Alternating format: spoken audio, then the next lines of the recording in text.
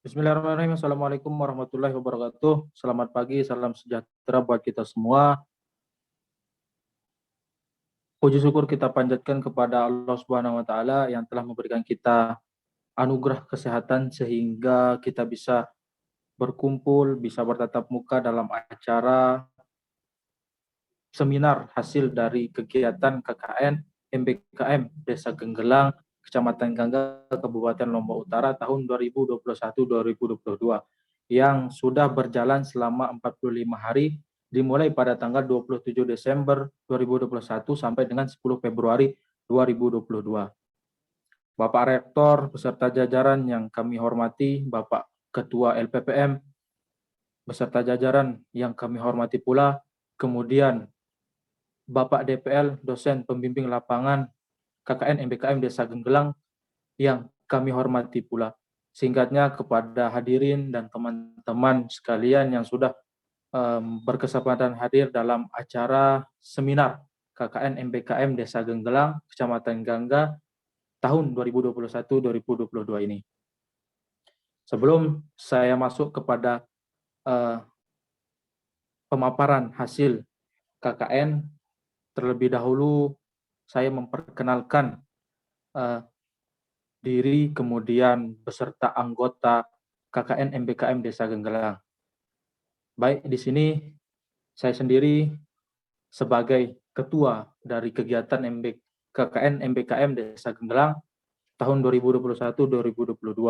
Selanjutnya anggota kami yaitu yang pertama Saudari Alena Febriana, kemudian yang kedua Saudari Ari Kurnianti, yang ketiga yaitu Ari Pratama, selanjutnya yang keempat Hasrin Hayunia, yang kelima Saudara Imam Barnadit, yang keenam yaitu Nadia Hasnawati, selanjutnya yang ketujuh yaitu Lalu Risman Ardiansah, dan yang terakhir yaitu Sahnas Helena.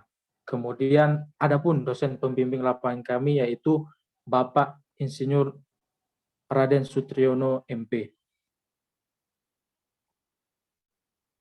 Baik, Bapak Ibu yang kami hormati, selanjutnya kegiatan KKN MBKM yang ada di Desa Genggelang atau yang berada di Desa Genggelang yang kami sudah laksanakan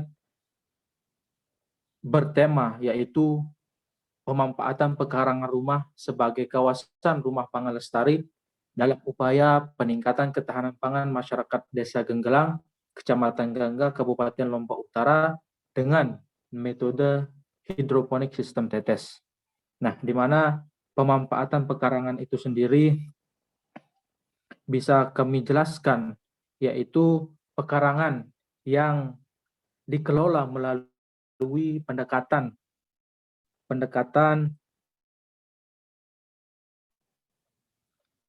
terpadu berbagai jenis tanaman, ternak, dan ikan sehingga akan menjamin ketersediaan bahan pangan yang beraneka ragam secara terus-menerus guna pemenuhan gizi dari keluarga itu sendiri. Selanjutnya kami juga bisa memaparkan di sini berkaitan dengan apa itu rumah pangan lestari. Nah, sebagaimana kita mengetahui RPL itu merupakan rumah tangga dengan prinsip pemanfaatan pekarangan yang ramah lingkungan. Nah, di sini rumah ramah lingkungan dan dirancang untuk pemenuhan kebutuhan pangan dan gizi keluarga. Kemudian selanjutnya yang bisa kami sampaikan di sini metode yang kami gunakan yaitu metode hidroponik sistem tetes. Nah, di mana hidroponik sistem tetes ini merupakan metode yang sangat sederhana sekali yang bisa digunakan dalam pemanfaatan atau pemberian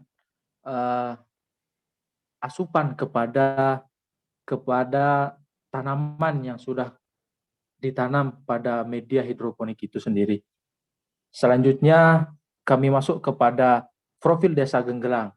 Nah, di mana profil Desa Genggelang itu sendiri Desa Genggelang merupakan bagian dari Desa Gondang. Nah, ini Genggelang itu adalah bagian dari Desa Gondang, tentu Kecamatan Gangga, Kabupaten Lombok Utara. Nah, di mana Desa Genggelang itu terdiri dari 12 dusun yang bisa kami sampaikan di sini atau sebutkan. Pertama Dusun Penjor, kemudian Dusun Kertaharja, selanjutnya Dusun Gitak Demung, selanjutnya yaitu Dusun Monggal Bawah, Monggal Atas, Dusun Tempos Kujur, Dusun Pauk Rempe, Dusun Senara, Dusun Gangga, Dusun Sansambi, dan Dusun Lias. Nah, itu adalah profil desa dari Desa Genggelang itu sendiri, di mana terbagi dalam 12 dusun. Selanjutnya, di sini Desa Genggelang memiliki luas wilayah sekitar 1.766,6 hektar yang terdiri atas dataran tinggi. Wilayah Desa Genggelang secara astronomis terletak di sebelah selatan garis khatulistiwa, yaitu 115 derajat 46 sampai dengan 116 derajat 28 bujur timur dan 8 derajat 12 sampai dengan 8 derajat 55 lintang selatan. Bapak Ibu yang kami hormati, kita masuk kepada hasil atau pemaparan dari seminar KKN MBKM Desa Genggelang. Yang pertama yaitu kita mulai dari latar belakang.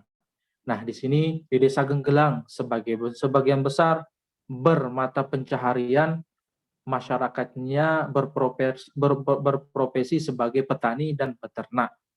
Nah, dilihat dari masih banyaknya luas area perkebunan yang ada di desa, setelah melakukan observasi, setelah kami melakukan survei ke rumah-rumah warga, didapatkan hasil bahwa masyarakat Desa Genggelang masih belum bisa memanfaatkan atau memanfaatkan limbah dari plastik dan pekarangan rumahnya.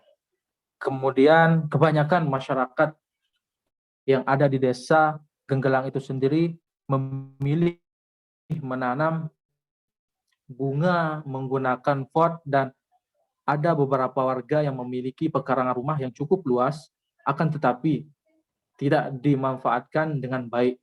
Oleh karena itu, dengan adanya pengenalan sebuah program bercocok tanam dengan memanfaatkan limbah plastik dan pekarangan rumah dengan cara mudah dan murah, yaitu pengenalan rumah pangan lestari.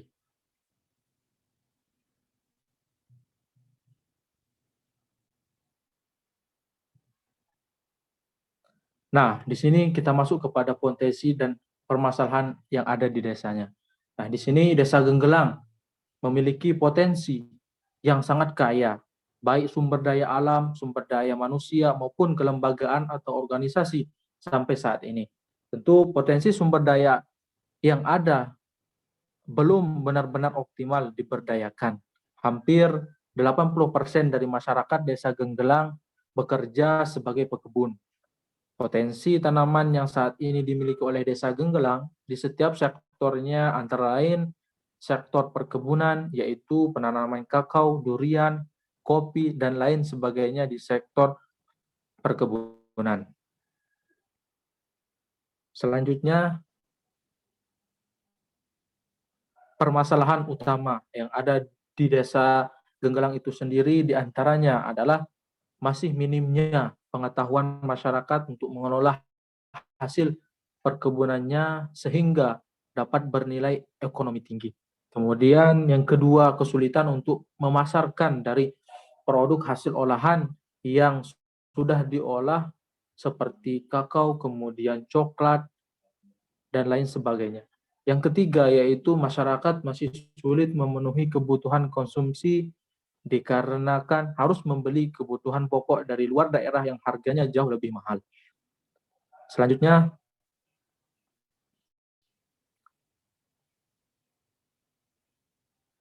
nah di sini kami memaparkan rencana program kerja yang kami sudah rencanakan sebelumnya sebelum melakukan kegiatan KKN selama 45 hari.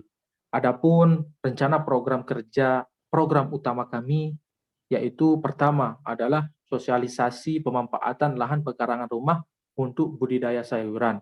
Tentu di sini tujuannya adalah bagaimana memberikan edukasi kepada masyarakat terkait dengan pemanfaatan lahan pekarangan yang dimiliki untuk lebih optimal dalam membudidayakan sayuran.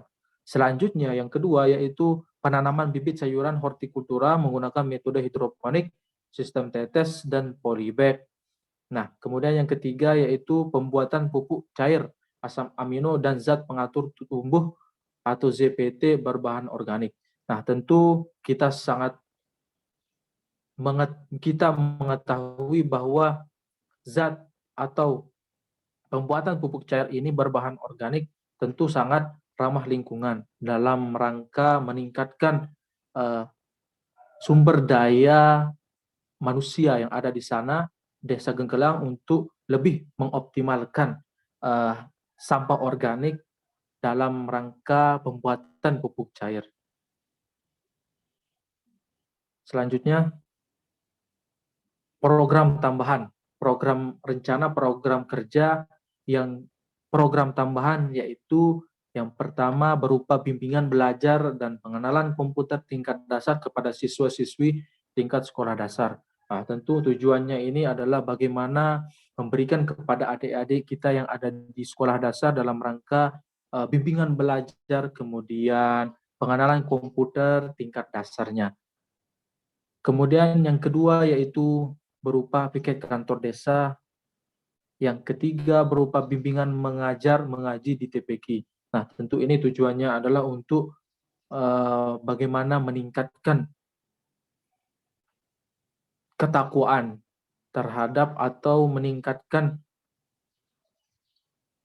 bimbingan belajar kepada adik-adik kita yang ada di TPQ untuk lebih mengenal dan lebih memahami terkait dengan mengaji dan lain sebagainya.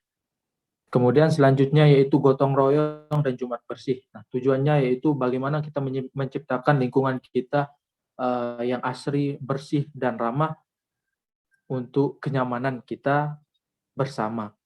Yang ketiga yaitu berkaitan dengan posyandu.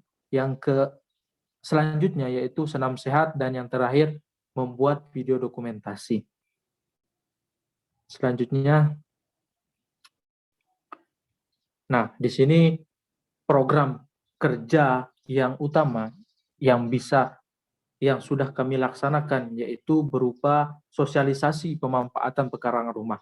Nah, di sini kami sampaikan bahwa sosialisasi pemanfaatan pekarangan rumah itu memberikan gambaran kepada masyarakat dalam pemanfaatan pekarangan rumah menggunakan metode hidroponik sistem tetes. Nah, dan memberikan pelatihan pembuatan pupuk cair organik. Selanjutnya, nah, yang kedua yaitu apa itu metode hidroponik sistem tetes. Nah, di sini bisa saya sampaikan dan jelaskan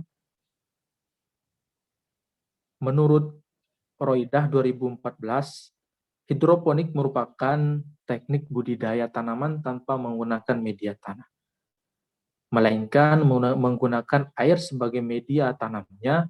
Tentu keuntungan dari hidroponik ini adalah tidak memerlukan lahan yang luas, mudah dalam perawatan, memiliki nilai jual yang tinggi. Baik, selanjutnya.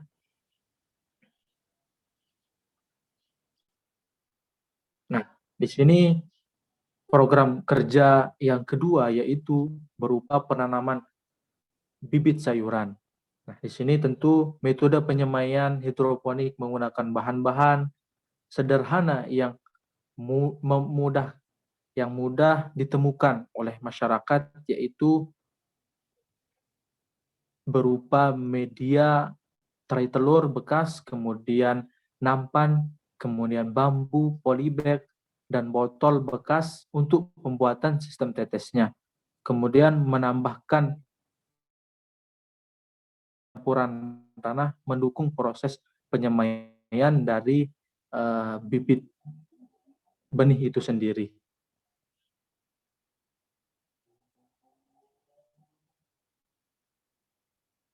Nah, di sini merupakan bisa dilihat gambar dari media yang sudah kami kerjakan. Nah, di mana di sini pada umumnya hidroponik itu kan menggunakan pipa paralon. Tentu, tetapi kami di sini menggantinya dengan eh, bahan bambu sebagai media hidroponik dan memanfaatkan botol bekas untuk membuat sistem tetes. Mengapa demikian? Karena kita melihat bahwa Desa Genggelang itu mempunyai sumber daya alam yang sangat luas, sangat besar dan sangat banyak. Nah, di mana di sini juga kami bisa memanfaatkan dari bambu itu sendiri untuk pembuatan hidroponiknya, media hidroponik. Selanjutnya, nah di sini pembuatan pupuk cair berbahan organik. Nah, bisa dilihat di sini gambar kegiatan kami yang sudah membuat pupuk cair itu sendiri. Nah, terdapat dua jenis pupuk cair organik yang sudah kami buat bekerja sama dengan pihak masyarakat yang ada di Desa Genggelang, kemudian pemuda, kemudian pihak dari desa. Nah, di sini kami sudah membuat pupuk cair organik dan zat pupuk cair organik, zat pengatur tumbuh, dan asam amino. Selanjutnya, nah, bisa kami sampaikan di sini dan jelaskan, ZPT itu merupakan sekumpulan senyawa organik, bukan hara baik yang terbentuk secara alami maupun dibentuk oleh manusia yang dalam kadar terkecil mampu mendorong, menghambat atau mengubah pertumbuhan dan pergerakan tumbuhan. Nah, hormon yang terdapat pada zat pengatur tumbuh itu ada tiga, yaitu yang pertama hormon auksin, hormon sitokin, hormon giberelin. Tentu di sini manfaat dari zat pengatur tumbuh itu yaitu pertama adalah berfungsi untuk mempengaruhi pertumbuhan, kemudian perkembangan teksis tanaman dengan cara memacu, menghambat, atau mengubahnya.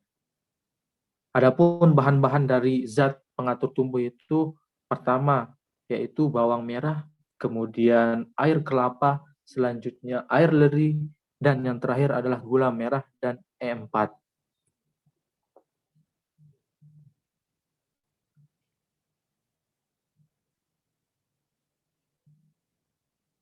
Nah, kemudian yang kedua yaitu pupuk cair asam amino. Pupuk cair asam amino itu merupakan senyawa yang membentuk zat pengatur tumbuh atau hormon.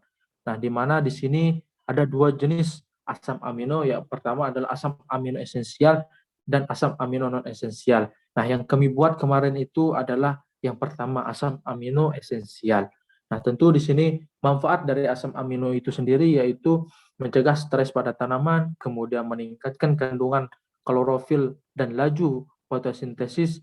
Kemudian yang selanjutnya yaitu sebagai hormon pengatur pertumbuhan tanaman, mengatur pembukaan stomata dan meningkatkan aktivitas mikrobata. Nah, adapun bahan dari asam amino itu sendiri yaitu telur ayam, buah pepaya, daun pepaya, E4, gula merah, air leri, dan micin. Selanjutnya,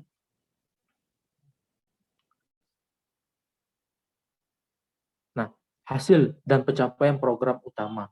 Nah, di sini kami sampaikan hasil dan pencapaian program utama. Yang pertama yaitu kami sudah melaksanakan dan telah terlaksananya sosialisasi pendampingan kepada masyarakat terkait dengan pemanfaatan pekarangan rumah atau KRPL. Tentu di sini eh, tujuan kami yaitu agar masyarakat itu lebih eh, memahami dan lebih bisa memanfaatkan pekarangannya sebagai tempat untuk bercocok tanam, untuk meningkatkan uh, sayur mayur dan lain sebagainya. Kemudian yang kedua, telah terlaksananya juga sosialisasi dan pendampingan pembuatan media tanam hidroponik sistem tetes, Yang ketiga, telah tersedianya media tanam hidroponik yang ada di Dusun Senara dan Dusun Gangga yang selanjutnya akan dilanjutkan oleh masyarakat, kemudian Karang Taruna dan pemerintah desa Genggelang.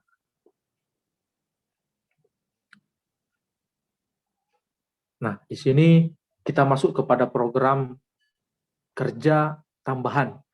Nah, yang pertama yaitu bimbingan belajar pengenalan komputer tingkat dasar.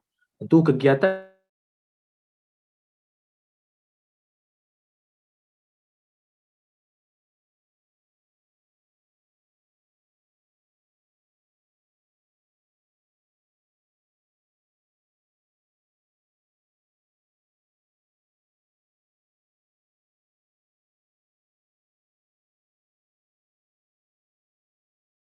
telah sukses kami laksanakan sebab didukung dengan antusiasme dari pihak sekolah dan dalam memfasilitasi ketersediaan komputer yang cukup memadai. Kemudian yang kedua yaitu berupa piket kantor desa. Kegiatan ini bertujuan untuk menunjukkan peran dan keterlibatan mahasiswa KKN dalam membantu pemerintah desa pada setiap kegiatan yang dilaksanakan. Salah satunya adalah membantu pemerintah desa dalam penginputan data masyarakat. Kemudian kegiatan ini telah berjalan dengan sangat baik sesuai jadwal piket masing-masing mahasiswa. Selanjutnya, program tambahan selanjutnya yaitu yang sudah kami laksanakan berupa mengajar mengaji di TPQ. Kegiatan ini dilakukan setiap hari Jumat mulai dari pukul 8 sampai 10 pagi secara bergantian di setiap dusun. Kegiatan ini kami lakukan dengan harapan dapat membangun kesadaran masyarakat untuk tetap menjaga menjaga kekompakan, kemudian memberikan pembelajaran kepada adik-adik kita di TPQ untuk lebih mengenal agama dan lain sebagainya. Kemudian yang kedua, gotong royong. Gotong royong ini adalah, mohon maaf sebelumnya kami ralat, jadi kegiatan mengaji di TPQ itu adalah merupakan bimbingan mengajar. Mengaji di TPQ dilaksanakan setiap hari Jumat jam 6 bertempat di Dusun Lias. Nah, keterlibatan mahasiswa dalam kegiatan ini adalah untuk membantu pembina TPQ dalam mengaji kepada anak-anak. Tidak hanya itu, kami juga mengajar pelajaran-pelajaran agama Islam, bersolawat, dan lain sebagainya. Namun kegiatan ini hanya mampu kami laksanakan sebanyak 4 kali pertemuan dikarenakan keterbatasan waktu yang tidak mencukupi. Kemudian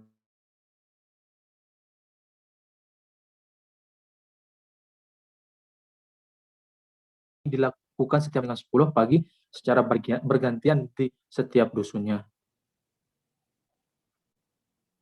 Kemudian yang selanjutnya yaitu senam sehat. Nah, ini merupakan pelaksanaan dari kegiatan ini bertujuan untuk mengajak masyarakat memelihara kesehatan jasmani agar meningkatkan daya tahan tubuh kepada anak-anak kita, adik-adik kita yang ada di SD juga seperti itu. Kami sudah laksanakan. Kemudian yang selanjutnya yaitu posyandu. Nah, posyandu ini tentu keterlibatan kami dalam kegiatan posyandu bertujuan untuk ikut serta mendukung program dari Puskesmas Desa Genggelang dalam mensosialisasikan pentingnya posyandu bagi balita, remaja, dan lansia. Yang selanjutnya yaitu pembuatan video dokumentasi. Nah, ini merupakan program ini hal terpenting dari kegiatan kami karena dalam setiap kegiatan yang kami laksanakan tentu membutuhkan dokumentasi sebagai bukti telah terlaksananya program kerja selama 45 hari KKN. Demikian persentase kami dari KKN MBKM Desa Genggelang. Terima kasih banyak.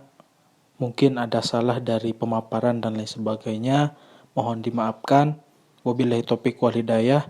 Wassalamualaikum warahmatullahi wabarakatuh.